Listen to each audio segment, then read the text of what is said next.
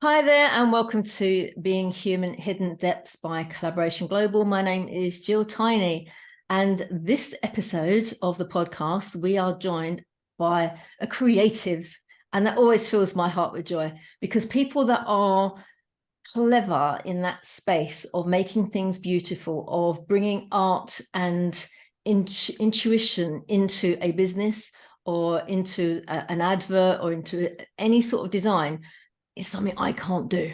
So I'm always fascinated. I've always wanted to be able to do that. So today we have Michael Pilla with us. Welcome, Michael. Well, welcome, Jill. Thank you for having me. You're very welcome. You're very welcome. Now, judging by your accent, you don't live around the corner from me. Tell everybody where you're from. New York City. I've lived, grew up and lived in and around New York City my entire life. I'm currently in a place called Tenafly, New Jersey, which is just across the river from New York City. I grew up in the Bronx, New York. So I'm a New Yorker through and through. In fact, usually when I meet people for the first, especially if they're not in New York, when I meet people for the first time, after the first 5 minutes, they go, "You're from New York, aren't you?" So I embody the city wherever I go, you know. Which yeah.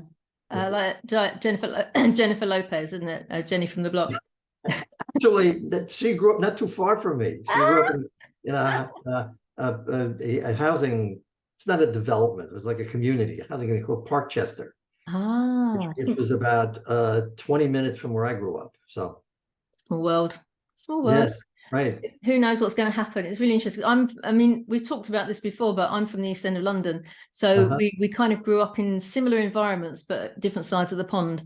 And it's interesting how you kind of grow from that early experience and you take that with you. It becomes part and parcel of who you are, and your attitudes and your character. And hopefully we've left the not so great side of that behind, but we've carried the strength of that experience with us as well. I asked this of all my guests, Michael. You're now part of Collaboration Global, which is why you're on this podcast. And collaboration is a word that gets bandied around and people go, yeah, I do collaboration. Do you though, really? So what attracted you to the community? What sort of brought you along in the first place?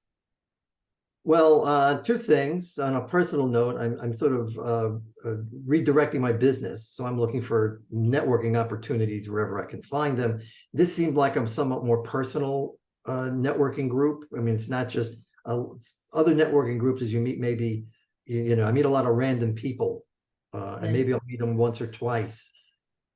But this looks like a group with a common purpose, a common goal. You know, it's a little bit more connected, you know, than just meeting people randomly and hoping that something happens. So it looks like a really good environment for building relationships. Yeah.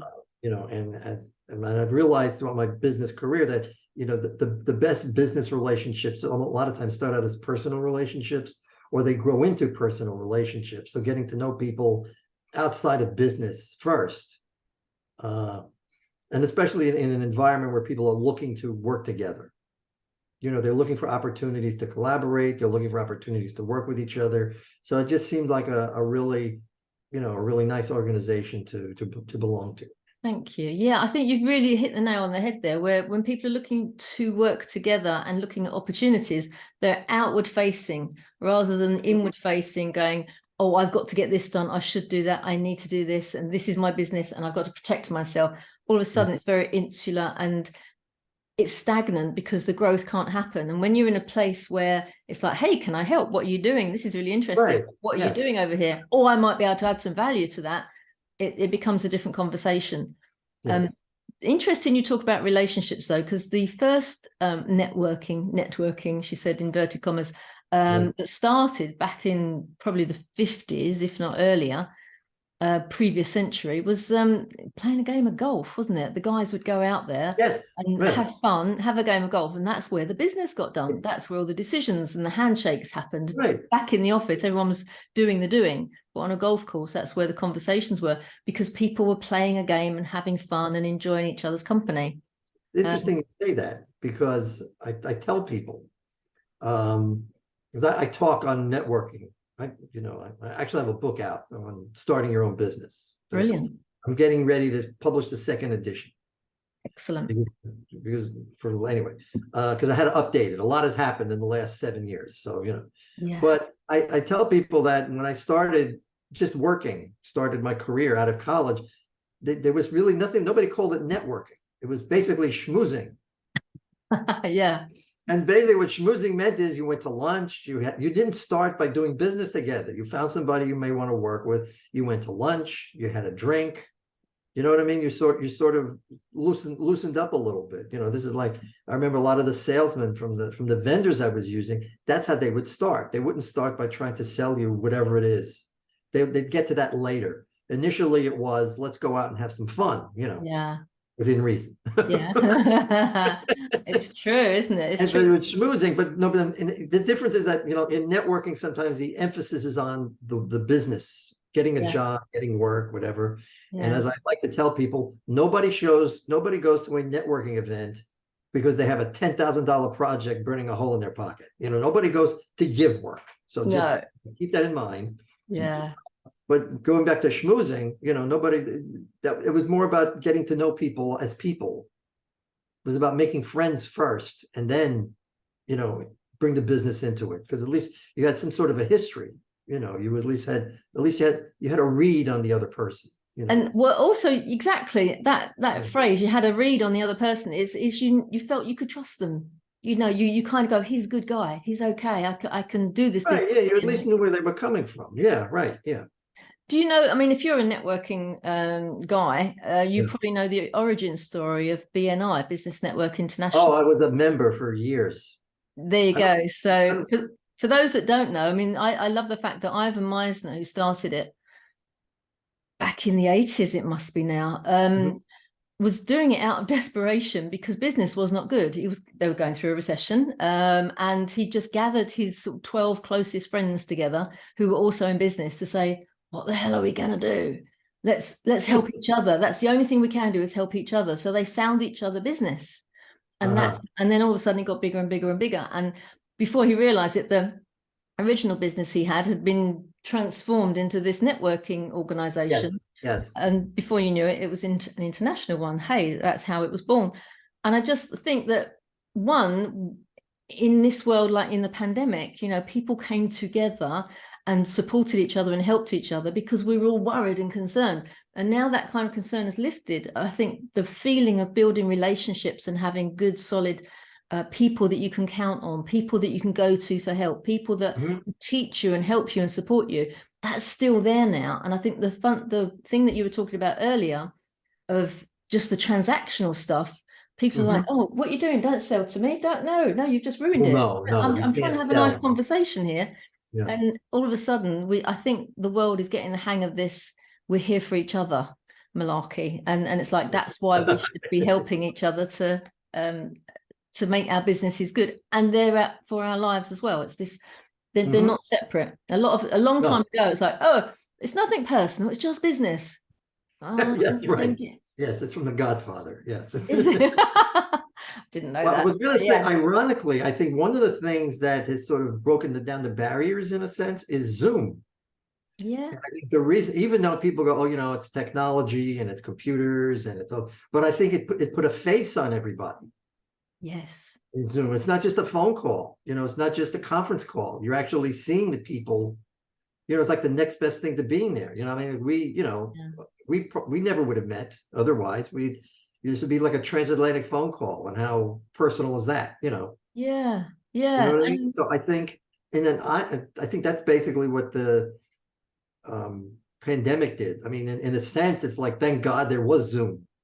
Zoom was just this platform that was originally created so companies didn't have to fly their executives all over the world for face-to-face meetings.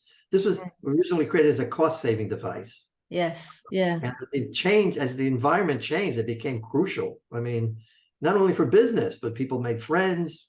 I have a number of artist friends the performers who basically did, shows on Zoom. Yes. Yeah. It was fascinating because they were all in different locations, so they had to coordinate. It's funny how it takes a little while to get out of the habit, though, of what you expect to do. And when you're forced into it, it's like, oh, right then you kind of have to get on with it. And then you go, oh, it's not so bad. I remember we used to do lots of face-to-face meetings for Collaboration Global. Yeah. And I tried once to do hey, let's do a hybrid. If you can't make the meeting, we'll be on Yes. Zoom and you can watch Right. it. And then everyone else is in the room. It just flopped totally. Nobody, I think we had about 4 people on the Zoom. They weren't interested. And then I said, what if we just had a Zoom meeting? No, don't be silly. You can't do that. Ridiculous. Because they wanted the sort of touchy-feely emotional side that brought that you could feel the energy in the room when you're in the room together. So when we had the pandemic, I was really concerned that it wouldn't work. But at the end of the meeting, I go around like I normally do and say, what have you learned? What you're taking away? What actions are you going to do? And we're just acknowledging each other to say thank you for that contribution. And one guy went, yeah, that was really good. I'm like, if we can make a man emotional over what we've said. Oh, right. Yeah. Right. Then, he was trying really hard not to lose it. But we could tell that the eyes were a little bit shiny. And I was like, that's on Zoom. So we're all right. And we save all that traveling, all those people that used to come together for those meetings. Yes, no parking. No parking. Don't have to worry about parking. Yeah, it's bonus, isn't it? Win-win all over the place. And the climate wins as well. No pollution. So times change. And times are changing really fast. And what we were having a little chat before we started. And you were talking about your attitude to working with people. Now, we haven't even said it yet, that you're graphic designer. I mean, that's one of the skills that you have, but it's how you work with people. And what I like about it is, to me, what you said to me earlier, and we'll explain it in a minute, was common sense. It's like, well, why doesn't everybody work like that? But in reality, everyone else seems to be doing it in a different way. And one thing you said was, you like showing up with an empty cup. Yes. And you said it's a Buddhist saying. Are you a Buddhist? It's somebody saying, no, I'm a Catholic. But oh, Catholic. Okay. I'm comfortable to being a Catholic. Yeah. I had the benefit of a very liberal education. I'm a child of the 60s. So when I was, even though it was Catholic school, we were the nuns, priests, and brothers who were the teachers were fairly open-minded and liberal. So it was, when I hear people complain about Catholic school, I'm not quite sure what they're talking about, because I did not go to I did not have like a conservative, I mean, it's conservative, it was Catholic, but it wasn't like restrictive, never felt like prison or anything, but they give you that illusion, don't they? That I think some places are like that. I was lucky enough, the places I went to basically catered to smarter kids. Right. Doesn't mean I was a smarter kid. Hey, what do you know? Yeah, but you squeezed in there. But if you want me to explain the empty cup thing, basically, I've worked with I've collaborated with a lot of marketing people, and a lot of people, before they meet a client, tend to do a lot of research. So they want to go to the client, they want to tell me, we know everything about you, we know, your competition, we know this, that, and the other thing. And I think that just makes a lot of assumptions. I want to hear it directly from the client. I want them to tell me, their goals, their objectives, their aspirations, how they do business, what are they looking to do. A lot of times what they're looking to do, what they say they're looking to do, does not show up in their advertising or their promotion or whatever. Sometimes, usually it's a lot better than what shows up in their advertising and their promotion. So that's the story I want to get to. I don't want to get to what they've already got out there. I'm sort of making a bit of an assumption that if you're really happy with what you got out there, you wouldn't have called me in the first place. Yes. You're probably looking for, even if you don't realize it, you're probably looking for something different.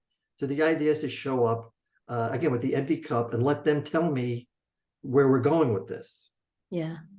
Or where they think they're going with it, which well, is let's put everything right. Let's put the project aside. Let's just talk about your business for a few minutes, and about where, again, why did you start your business? What do you think you're doing? There's a guy, Simon Sinek. There's a guy who's a very, and he hates it, but people buy why you do something rather than what you do. Yeah.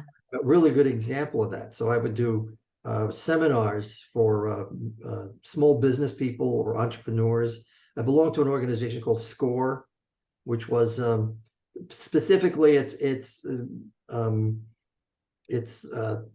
like former CEOs who volunteer their time for entrepreneurs. Oh, it's brilliant. In connection with that, I would give webinars. They'd ask me to do webinars or seminars. Mhm. So I'm doing this, why are you in business? So I would go around the room.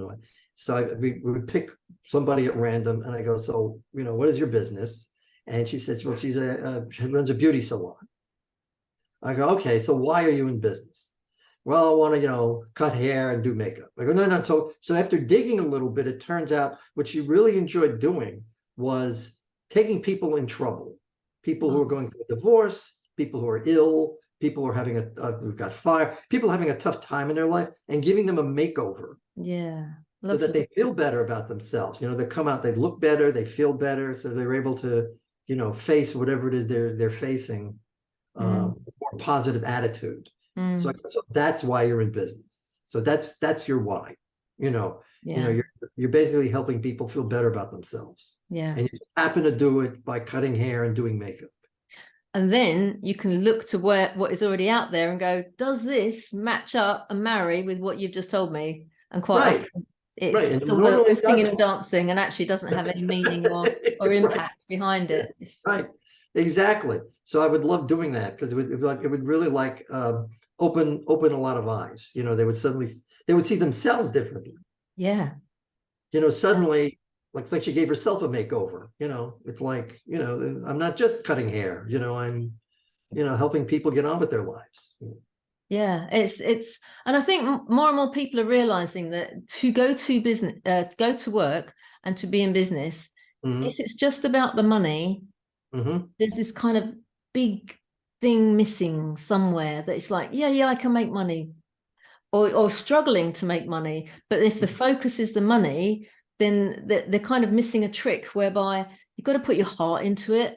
And when you put your heart and your why and your purpose, and what your purpose is, and the people that you're going to be affecting and supporting and helping, then all of a sudden the money isn't that important, but it doesn't stop it flowing in your direction. It still keeps coming. Exactly. It's just not your be all and end all. Right. And it's not the only reason that you're there. So yeah, I love that whole idea of digging that bit deeper, and people probably for the first time going, I don't just cut hair, I transform lives. Exactly. No, exactly. Beautiful. Yeah, right. It just gave her a whole new perspective on why she's doing, what she's doing. So when you were young, were you a creative? When you were younger, were you a creative? Were you a draw? Did you draw? Did you doodle? Yes. Did you? I always drew. I always did paintings. I did a little bit of writing. I do a lot of writing now, but I was always, and yes, drawing and painting, and I would make up stories. I had toy soldiers, and we would be these like very elaborate, tableaus, So it was always clicking. The imagination was always clicking away, and on top of that, I was always looking for a different way to do things. I would find different ways to do things, but I didn't really thinking about it. I sort of got a reputation for being like an out of the box thinker, but it didn't like I woke up in the morning and go, gee, I need to find an out of the box idea today. Things would just kind of come up, Yeah, it's some people have got this innate, one of our members, Heather Barry, she's like this. She's a solution seeker all the time. She'll look at a problem, go, how could that work then if we did it that way? What if we did it this way? Hey, what if we, and it's just a million different options, and then the right one just kind of bubbles up to the top as you're looking at it. And I think that's your brain as well. Imagine if those two brains together. That could be interesting. That could be fun. Yeah, the thing is, if you're always looking for the solution, sometimes you have to do the next thing. You can find a solution, then you go, I don't know how the hell I'm going to do that, and then you need other people to support you to get it on. Yeah, well, yeah, right, because like I said earlier, I can come up with anything, but the key is to come up with the right anything. Yeah. That's a bumper sticker waiting to happen, isn't it? So that's kind of like the trick is, which is why, I've run into people who just are a font of ideas, but no action. They all don't work. They're all not appropriate. Some of them are just dumb, so it's not a matter of, quantity, Oh, exactly. So a lot of times at these kind of creative meetings, I actually wind up being the voice of reason. Yeah. Being, well, that's an interesting idea, but I don't think it's going to work. So basically, so sometimes I may come across as being a lot more conservative than I really am. But again, it's that search for the right anything. But also from your years and years of experience, I mean, I don't know how many you've been on the job, but from years of experience, when something's going to work and it isn't going to work. Yeah, right. And if somebody's hired you for your experience, your strategic thinking, your creative process, and your deliverability, then you're allowed to sit there and go, no, it's not going to work. Then just somebody has to do that. Waste our time. Yeah, exactly. Take it from me.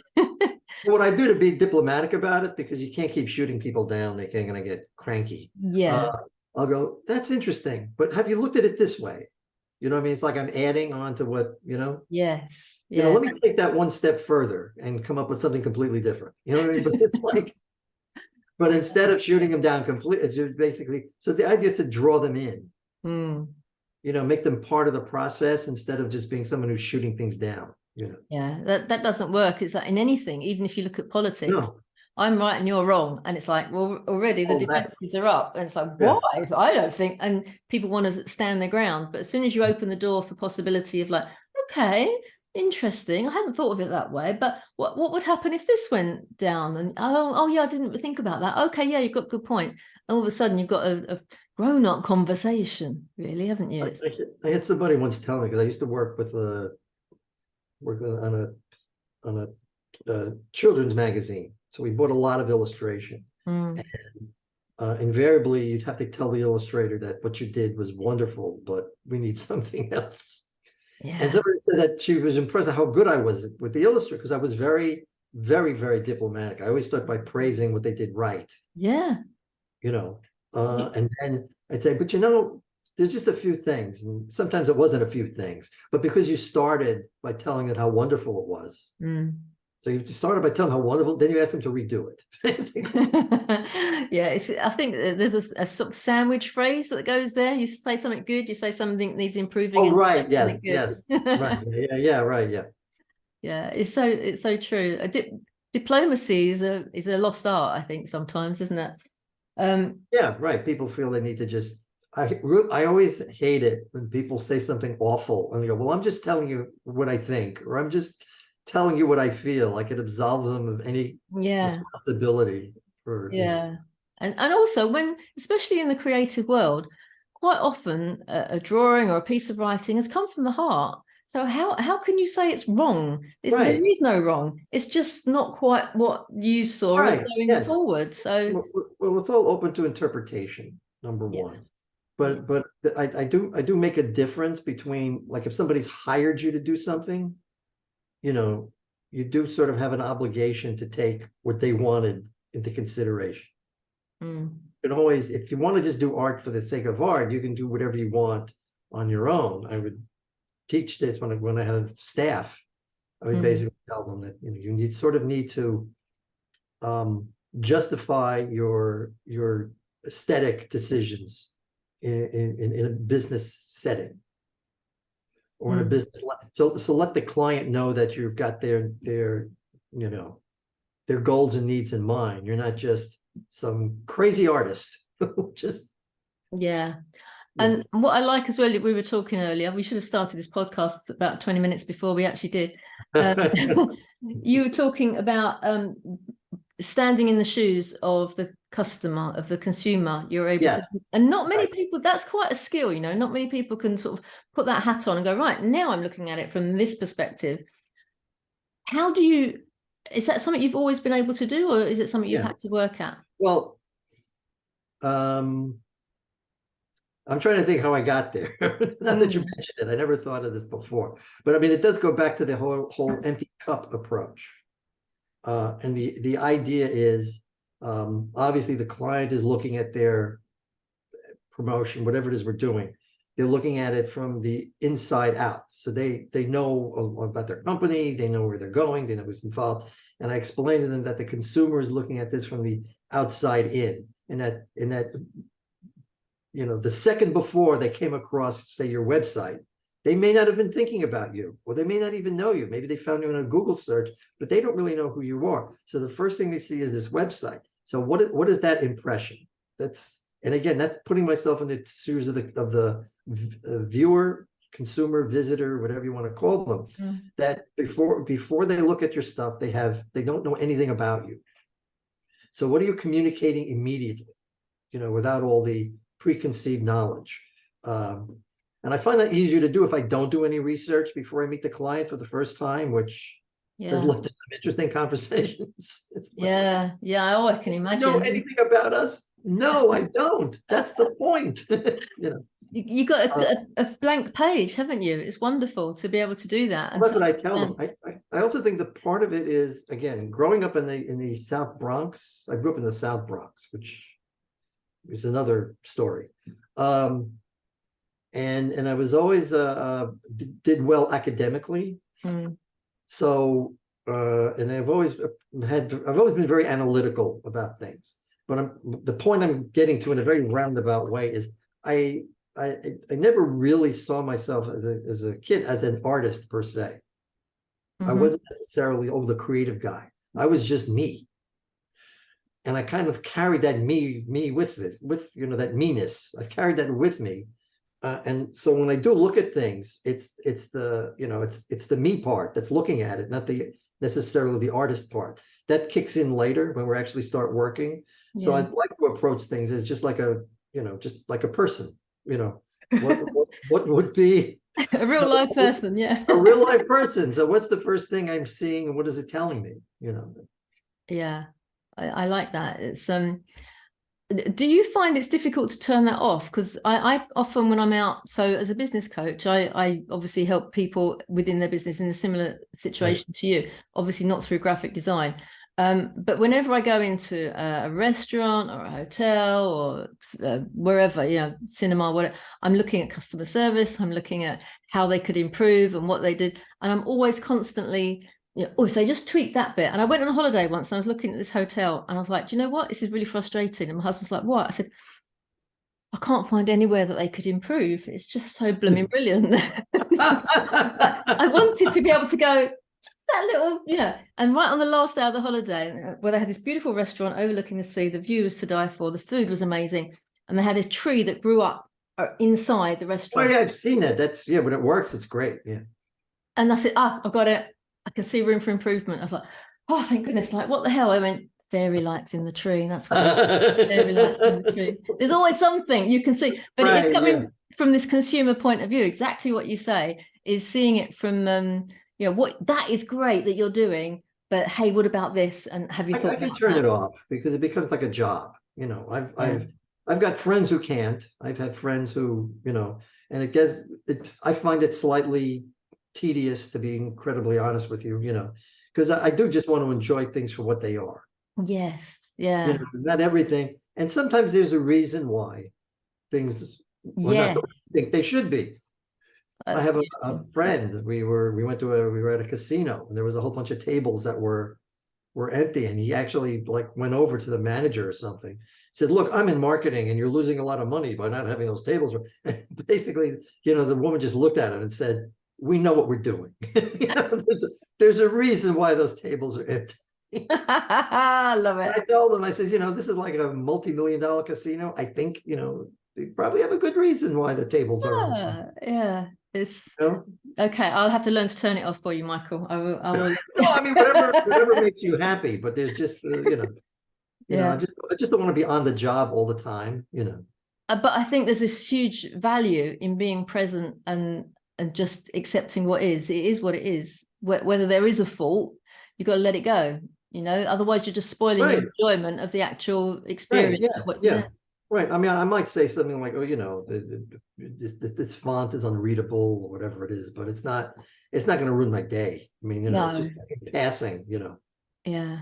I often tell people if they've got white writing on a black background, I'm getting old and my eyesight can't cope with that anymore.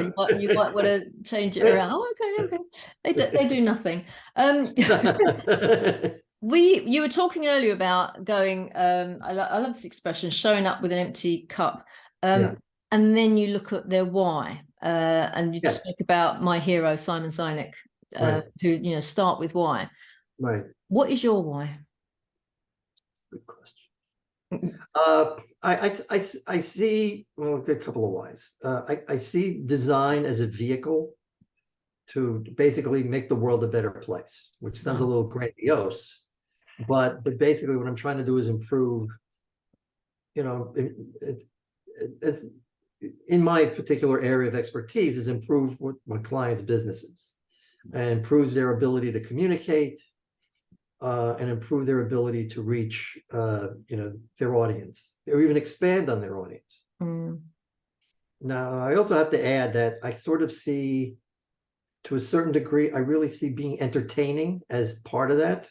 I think you need to, you can't preach at people, and graphic design doesn't have to be as serious as a lot of times it comes across. And I really think a lot of the success of something like social media has to do with the fact that it's entertaining. Yeah. Yeah. So I try to bring that into it. So it's not just, Milton Glaser, who was another one of my heroes, basically said that as a designer, he wasn't necessarily looking to make a nice design. He was looking to create images that communicate. Mm. And if you look at his work, he's not, there's a whole school of graphic design that's sort of very, they're into grids, and they're into a lot of things that are very sort of like structural. Mm. And if you look at Milton Glaser's work, it's basically all about the message. It's about the image, the message, what are we communicating? And he's always doing it in a very interesting way.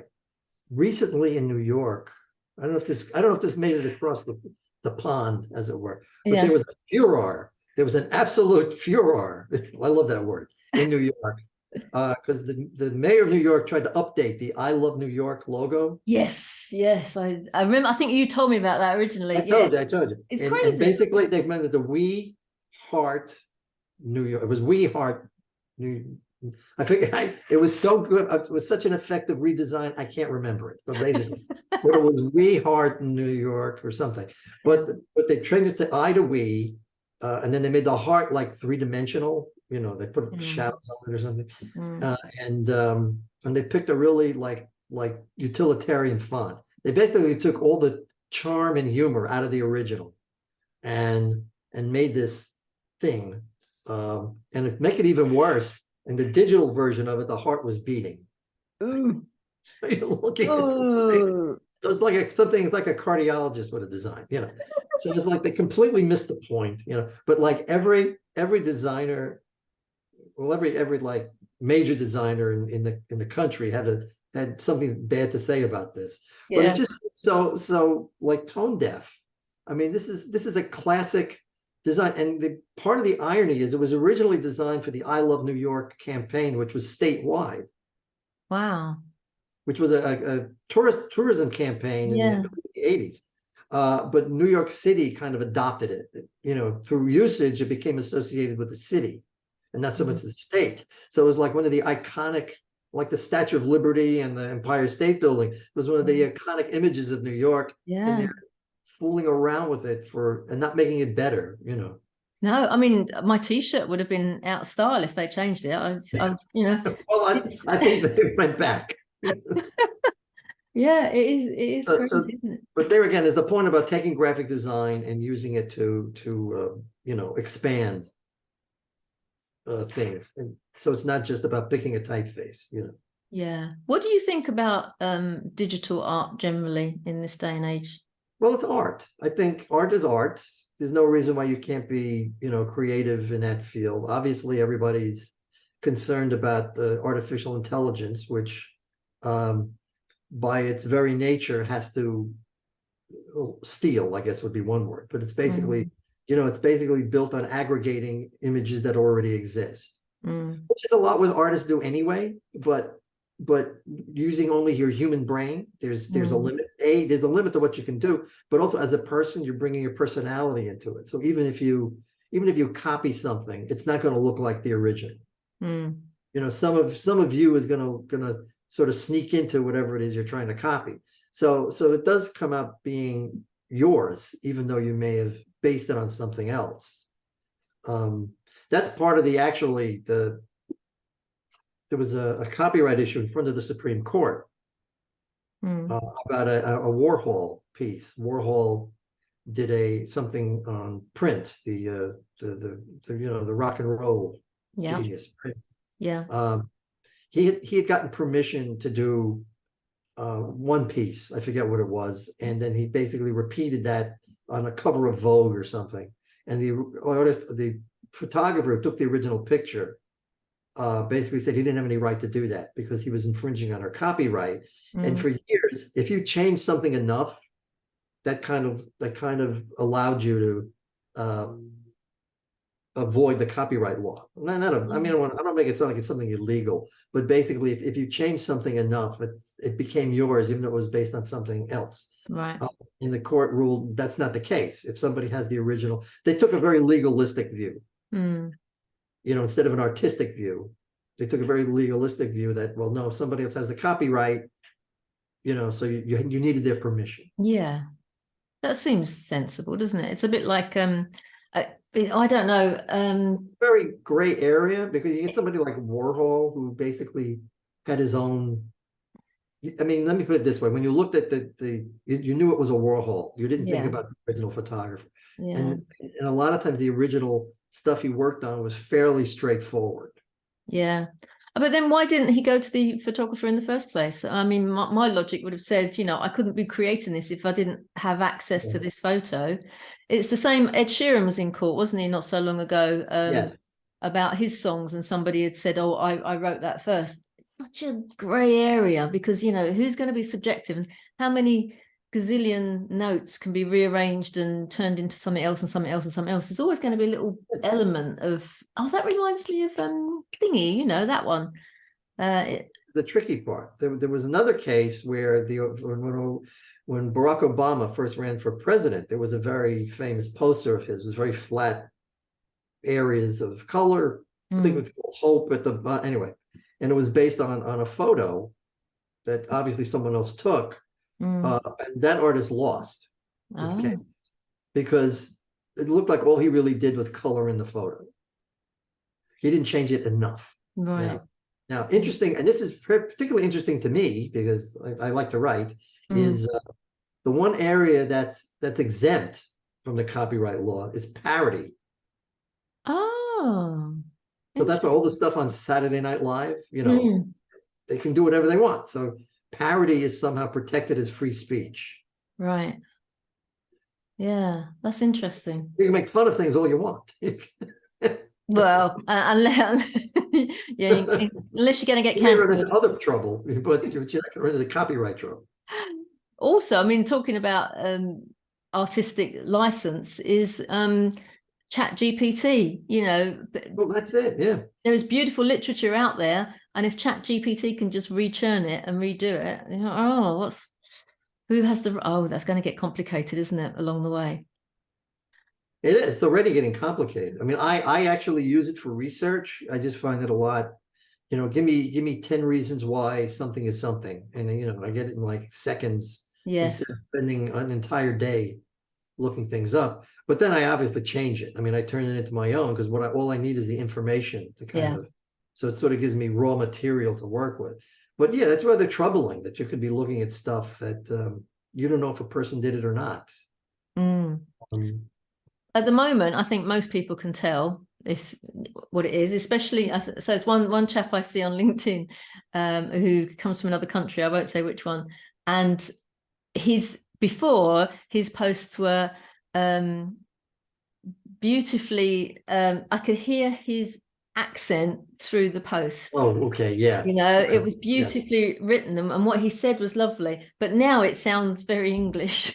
And I'm like, you just don't do all of it. Just do a little bit. If you could just do the beginning or the end, but put some of you back in there. Right.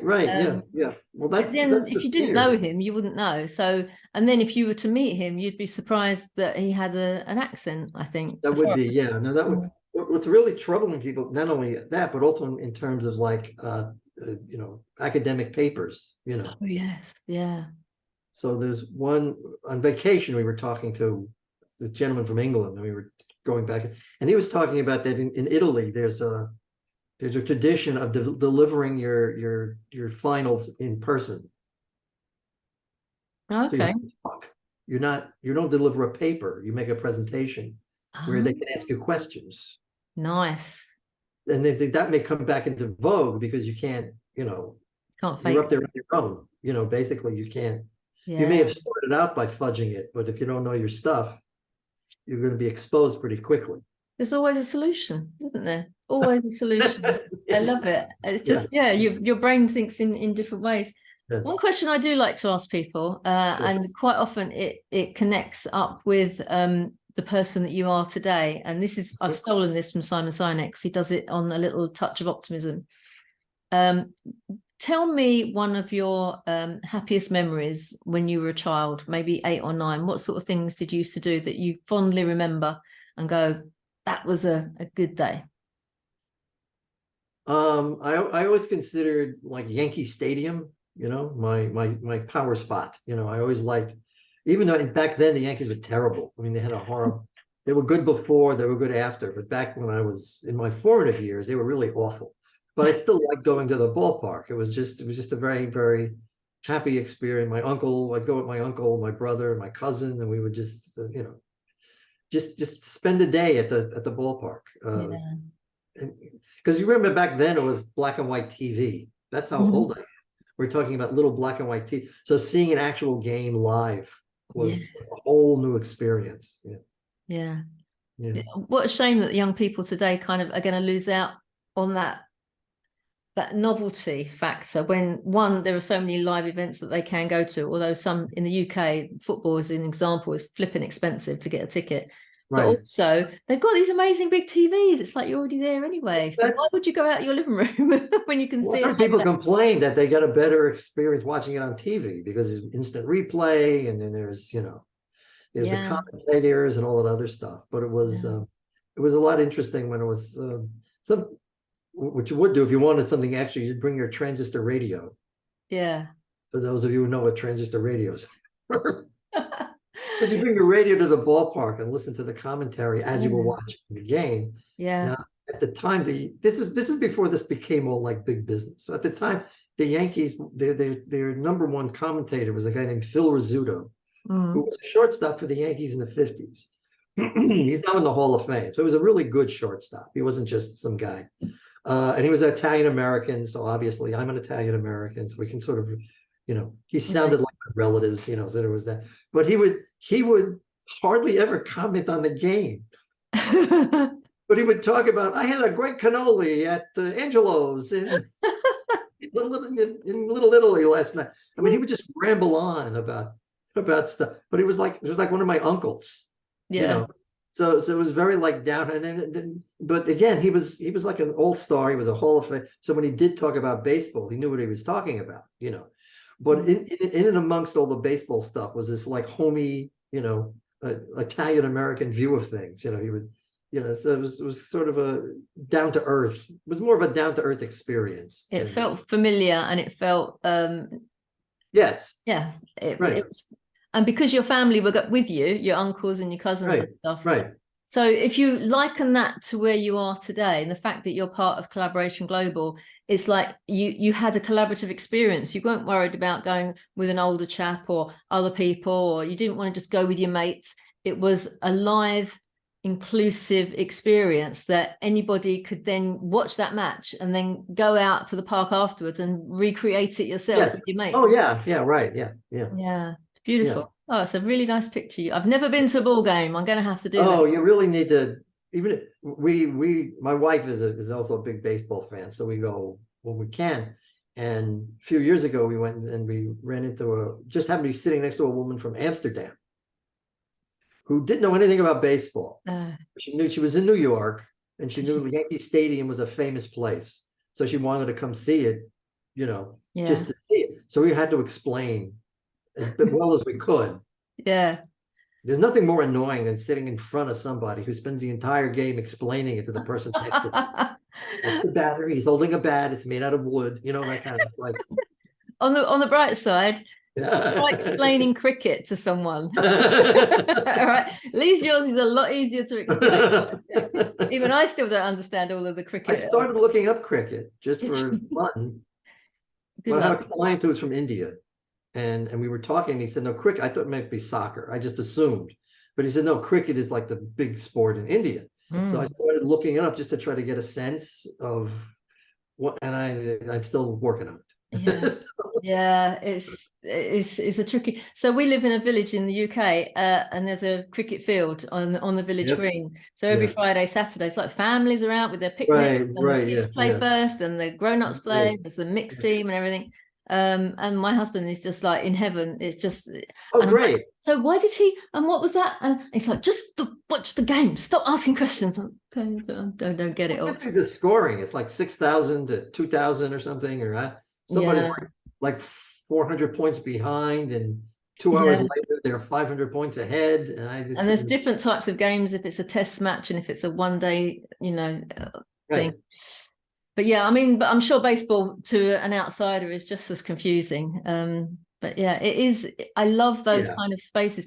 I tell you, I'm going to make you jealous now. Guess who's come to the UK to do a tour? Who? Harlem Globetrotters. Oh, I'm beside myself.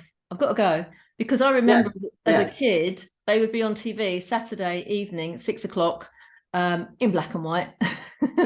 and there's Medlock Lemon, there was Curly, Right. all the classics, Yes, yes, and they yes. were I don't know who's there so now, good. but yes, yes. Yeah, so I want to go and see that. I thought they were all dead now, to be honest with you. But yeah, some of the originals are on the tour, so that Oh, must be really? so Yeah. cool. Yeah, Wow. it must. I don't know if they're in a wheelchair or whatever, but They can really play too. I mean, they're entertaining, but yeah. they can really play. I mean, Yeah, I would imagine. I mean, I'll let you know after I've been. It's not yeah, till yeah. Let me know. Yeah. 2024. I mean, who's it? They have Anyway, anyway. Yeah, we digress. we digress. We digress. You said earlier, very subtly, that you'd written a book and you're updating it. Yes, yes. Tell us more about your wonderful book. Okay, okay, fine. The name of the book is "You Ought to Be in Business." And I Oh, refer to it as the practical guide for the self-employed. Now, the genesis of the book was when I did start my own business.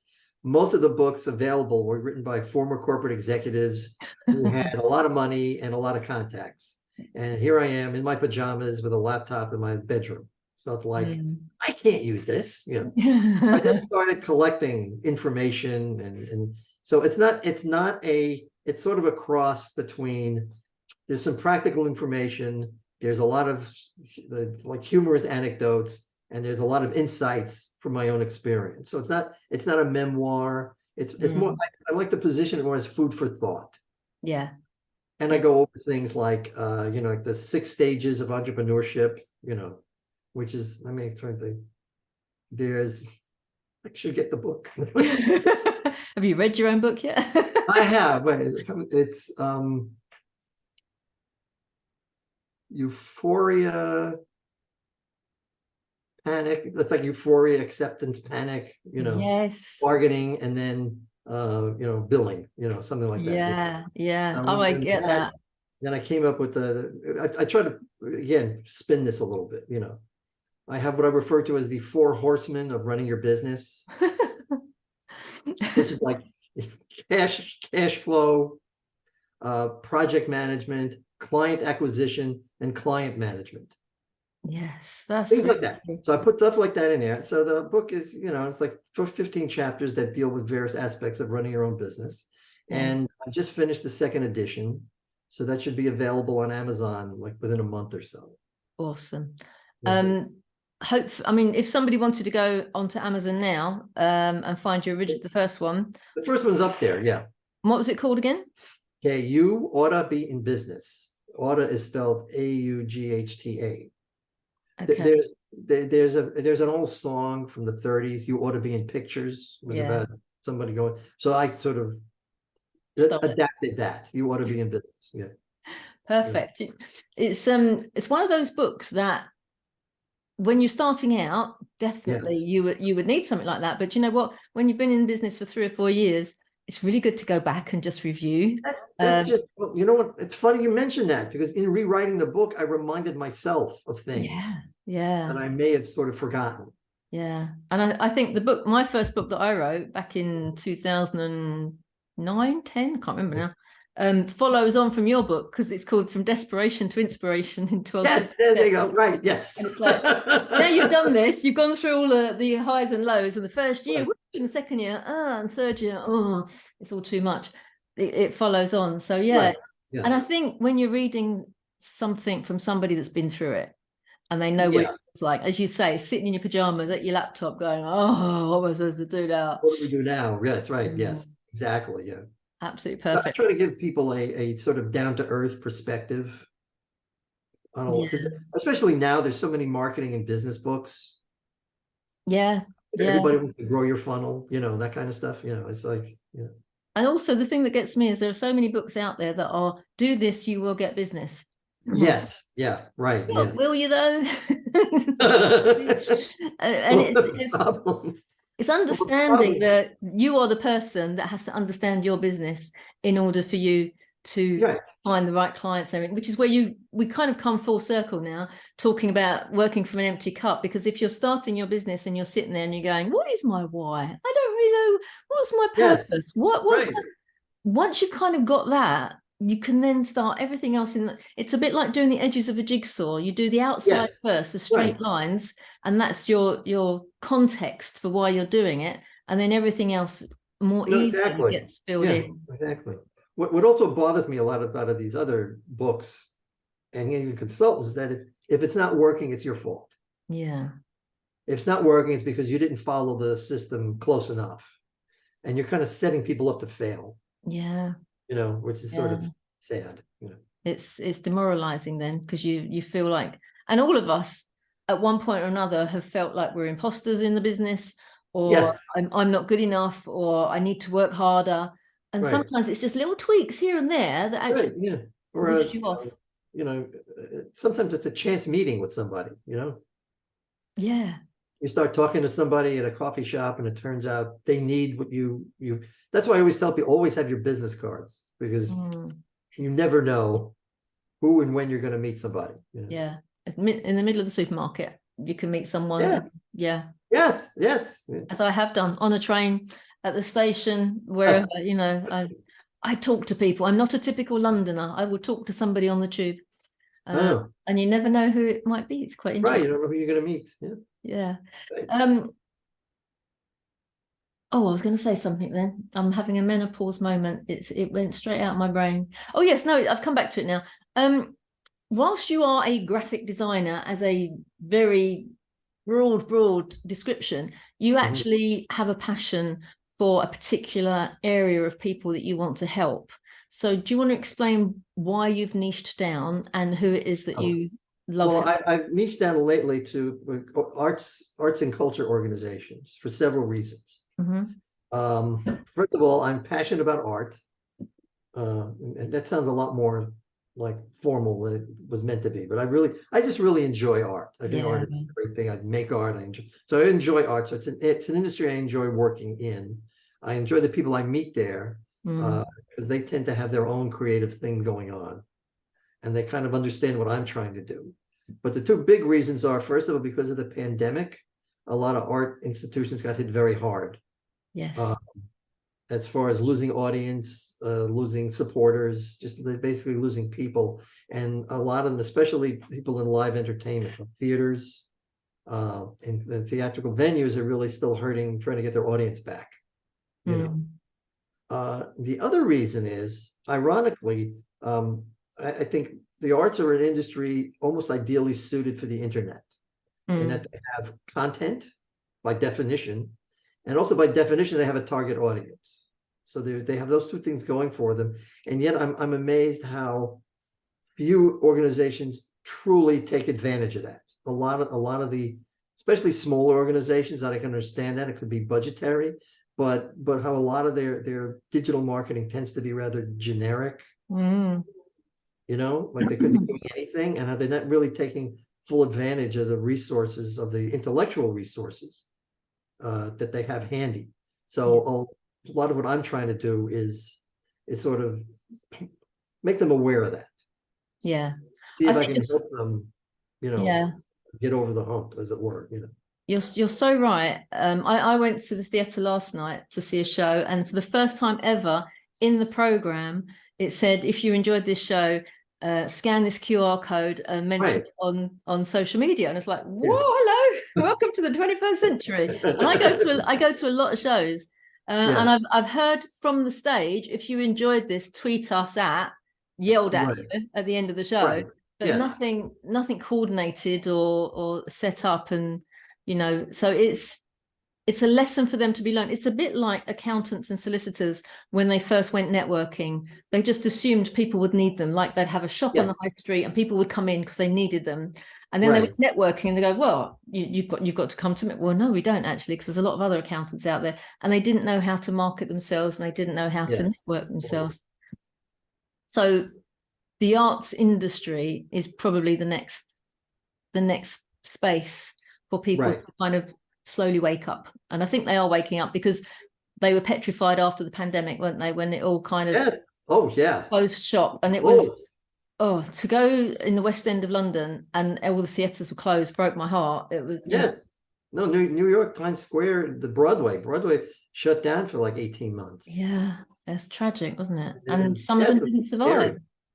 No, some of them did not. And even though people don't think of this, but the theater district, basically the arts and tourism in general, is a huge part of the economy of New York City. So it's not just something for the elite, which drives me nuts, but it's basically, it helps everybody in the city because it brings in a lot of revenue.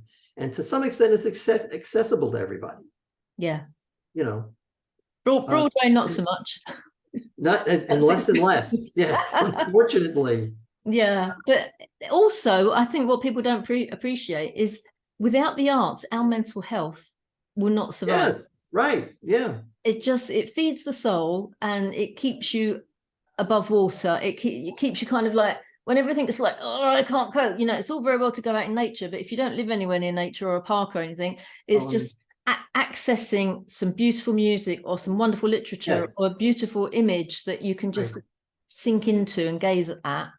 We're definitely that. So I applaud you for your focus, and I really hope people that are listening to this, if they're in the arts, that they can contact you just for a conversation and a chat. That's to all see I'm if looking for. Yeah, just a conversation. They can One be thing doing. I wanted to say is, so on vacation in Marseille, where did you go? Well, so they there was a recreation of a whole series of underwater caves that they discovered not far from Marseille. Cave paintings. So it's almost like a Disney ride. You sit in a chair and you go through and you look at and it points out the cave painting. And the other thing that always gets me is, this is early man, right? It's subsistence living. These people they're hunting, they're gathering, whatever it is, but life is really very, very hard for these people. And yet they devoted obviously a lot of resources and people, because I imagine the people who went into the caves to do the painting were probably some of their most capable people. And apparently this cave was, they're not sure if it was underwater at the time, because things change, but apparently getting to the chamber where the art was, you had to go through very narrow passages, so it was difficult to get to. And yet there's evidence that these places have been visited over and over and over again. So the point is, you have basically, people at the beginning of being people have placed that much of a priority on art. Yeah, exactly. Even whether it was connected to the hunt. I mean, it was all of animals. There's no pictures of people, but all pictures of animals. The assumption is these are animals they hunted, but again, and they may be women too. You don't even know. Could be, it could be men, could be women. Yeah. Could be some sort of a rite of passage thing. I mean, who knows? Yeah. But the fact, whatever the reason, these are people who are like hanging on by a thread, literally, who are devoting a fair amount of time and resources to creating art. So that tells you how important it is essential. It's just the way we're put together, Yeah. Yes, you're right. You're right. And when you go to a gallery and you see the beauty around you, it just fascinates me how clever people are, how patient people are, and how they see things and how they view things. And we're allowed to take step into their mind to see what they saw and what they created, no matter how it's, whether it's a total recreation or whether it's an inspired creation for what they've done. Right. On that note, I think, wow, we could have a part 2 of this one, couldn't we? We've only just started on ours. Okay. So listen, Michael, if somebody know. wanted to get in touch with you, my darling, what's the easiest way for them to get hold of you? I'm always on email. I'm always checking email. So the email is Micheal, Michael, at, now the art site is Clicks for Ticks. So that's KLIX FORTIX. So that's Micheal at Clicks for Ticks. And is that .com? Yes, .com. Right. Thanks for reminding me. Yes, right. That was again. Okay. Micheal at clicksforticks.com. Perfect. And presumably clicksforticks.com is the website if they want to go and have a nose. Yes, yes, it is. See what you're about. My art work is up there. My art design. Perfect. And of course, if you're a regular to this podcast, you know that if you wanted to meet Michael on a Zoom call, you can come to our guest meeting. They're always on the last Tuesday of the month, at 3 till 5 UK time, British summer time at the moment. Just check us out. You can find us on Eventbrite, or you can go to collaborationglobal.org, where you can book on to one of our meetings there. It doesn't cost anything, and you'll meet alongside Michael many other fabulous, interesting people that you'll have heard on this podcast, and maybe you can help them with something as much as they would love to help you with something that you're doing at the moment. Maybe there's a collaboration to be had. Thank you so much, Michael, for your time. I really appreciate it. It's been absolutely thank lovely. you. This was fun. Yes, this was fun. Thank you very much. Okay. We'll see you soon. Right. Bye-bye. Right. Bye.